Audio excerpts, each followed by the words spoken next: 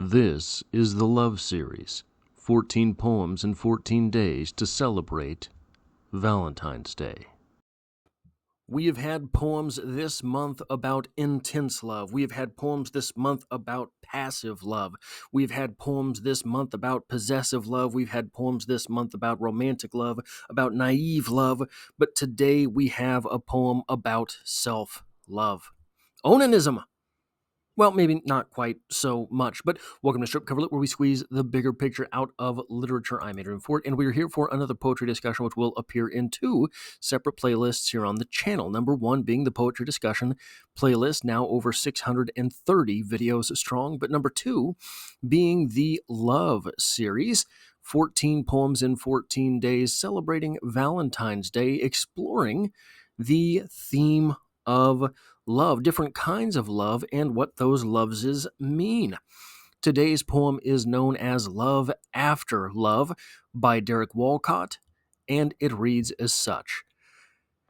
The time will come when, with elation, you will greet yourself arriving at your own door, in your own mirror, and each will smile at the other's welcome and say, "Sit here, eat." You will love again the stranger who was yourself. Give wine, give bread, give back your heart to itself, to the stranger who has loved you all your life, whom you ignored for another, who knows you by heart. Take down the love letters from the bookshelf, the photographs, the desperate notes. Peel your own image from the mirror. Sit. Feast on your life. This is a poem that seems to be urging. So here's where you kind of have to start, right? Love after love. Saying there has to be love in your life. There must be. That's, I imagine, part of the sort of assertion here is that is what makes us human. And the idea here is that while you are in a relationship with someone else, probably the self-love isn't quite there, at least not in ample supply. The assertion is here, the time will come when with elation you will greet yourself arriving at your own door in your own mirror, and each will smile at each other's welcome and say, sit here, eat. You will love again the stranger who was yourself. You will love again the stranger who was yourself. Give back your heart to itself, to the stranger who has loved you all your life, whom you ignored for another. You ignored loving yourself for someone else. Now, one of the things that is a sort of pervasive cliche in our society, as I speak under police siren here, hopefully they're not coming for me. I'm a heartbreaker, don't you know? One of the sort of pervasive cliches in our society is this idea that you cannot love anyone else until you love yourself. That must be something serious. Those are not regular sirens. Kansas City. Okay, let me backtrack a second. They say in our culture that you cannot love someone else until you love yourself. They're wrong. They're absolutely wrong. But I think that there is some bit of wisdom locked away in that phrase, some bit of usefulness in those words. If you don't love yourself, but you love someone else, it doesn't mean much, does it? You're not picking that someone else over anyone. If you love yourself, if you have a healthy sort of relationship with the self itself, yourself, if you have that healthy relationship and you decide to fall in love with someone else, on some level, many times you will be picking that person over you. But if you do not have the, what would you say, proper amount of self-love, if you don't have 2 scoops of self-love mixing around inside of you, clanking the sides of your cup as you stir, then what does it mean if you love someone else? You're not putting that someone else over anything. You're just kind of idolizing that person. This is assuming that you're not worth caring about if you don't have that self-love. But the other person is. And if the other person is worth caring about, but you're not, why would they want to be there? Why should they spend time with you if you're not worth being loved? And I think on many levels we intuit this. We know this. We feel that disparity in those relationships. And so what we try to do, as opposed to building the self up, is we try to remind the beloved, you are the beloved. I am but a blade of grass thrown into an uncaring wind, but you, baby, you've got it going on. But I do want to read something to you, something that will make a good deal of you revile, perhaps, but we're going to read it blindly at first. This is an excerpt from a book, something like a self-help book. Imagine that 100 people are prescribed a drug. Consider what happens next. 1/3 of them won't fill the prescription. Half of the remaining 70 will fill it but won't take the medication correctly. They'll miss doses. They'll quit taking it early. They might not even take it at all. Physicians and pharmacists tend to blame such patients for their noncompliance, inaction, and error. You can lead a horse to water, they reason. Psychologists tend to take a dim view of such judgments. We are trained to assume that the failure of patients to follow professional advice is the fault of the practitioner, not the patient. We believe the healthcare provider has a responsibility to proffer advice that will be followed, offer interventions that will be respected, plan with the patient or client until the desired result is achieved, and follow up to ensure that everything is going correctly. This is just one of the many things that make psychologists so wonderful. Winky. Of course, we have the luxury of time with our clients. Unlike the other more beleaguered professionals who wonder why sick people won't take their medication. What's wrong with them? Don't they want to get better? Here's something worse. Imagine someone receives an organ transplant. Imagine it's a kidney. A transplant typically occurs only after a long period of anxious waiting on the part of the recipient. Only after a long period of anxious waiting, only a minority of people will donate organs when they die, and even fewer when they are still alive. Only a small number of donated organs are a good match for any hopeful recipient. This means that the typical kidney transplantee has been undergoing dialysis, the only alternative, for years. Dialysis involves passing all the patient's blood out of his or her body through a machine and back in. It is an unlikely and miraculous treatment, so that's all good, but it's not pleasant. It must happen 5 to 7 times a week for 8 hours a time. It should happen every time the patient sleeps.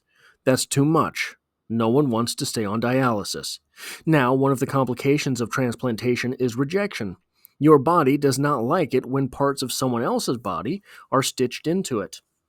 Your immune system will attack and destroy such foreign elements, even when they are crucial to your survival. To stop this from happening, you must take anti-rejection drugs, which weaken immunity, increasing your susceptibility to infectious disease. Most people are happy to accept the trade-off. Recipients of transplants still suffer the effects of organ rejection despite the existence and utility of these drugs. This is going somewhere, I promise. It's not because the drugs fail, although they sometimes do. This beggars belief. It is seriously not good to have your kidneys fail. Dialysis is no picnic.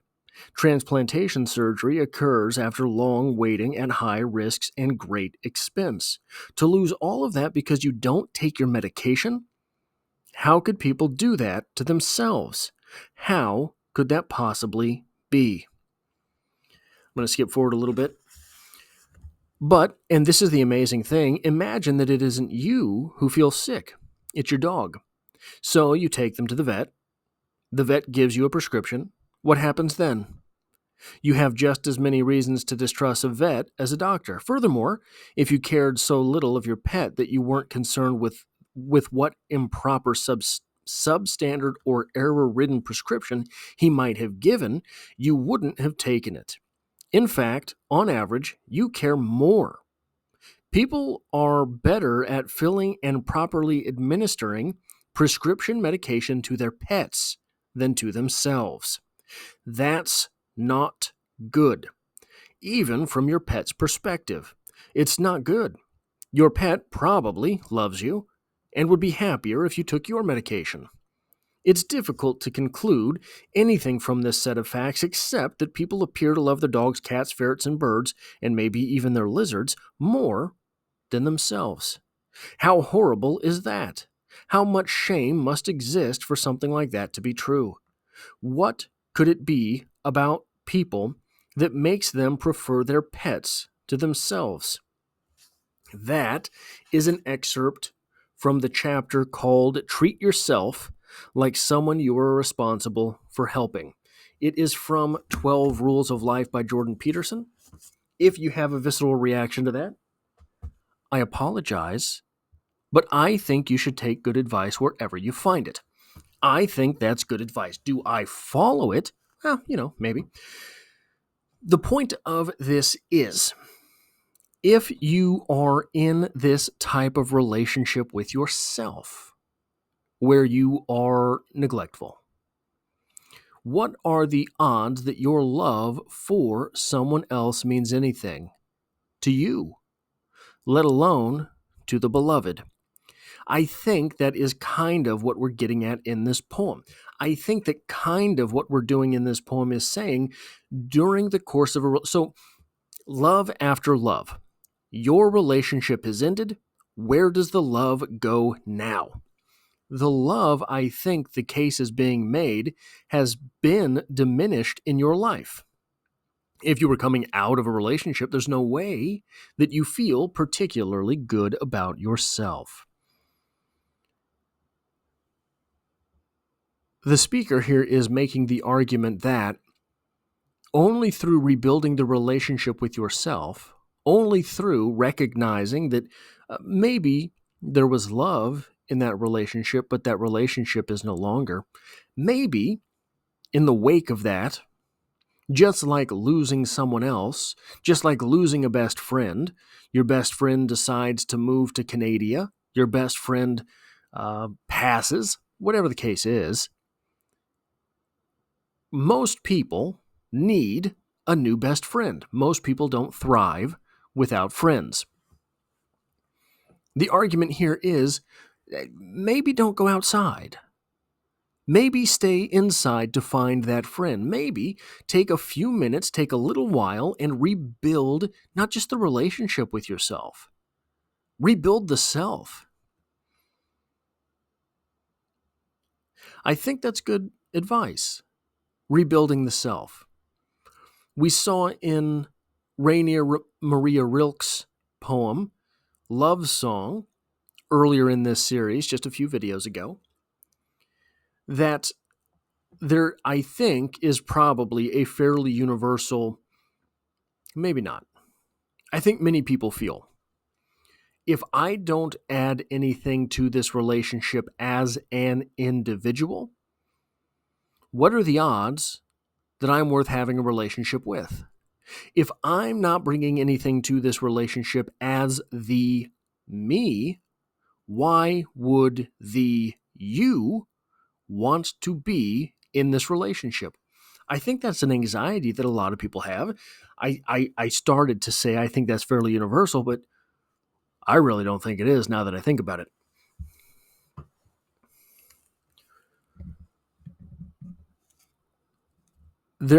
So I worked with a woman, and she was always self-sacrificing.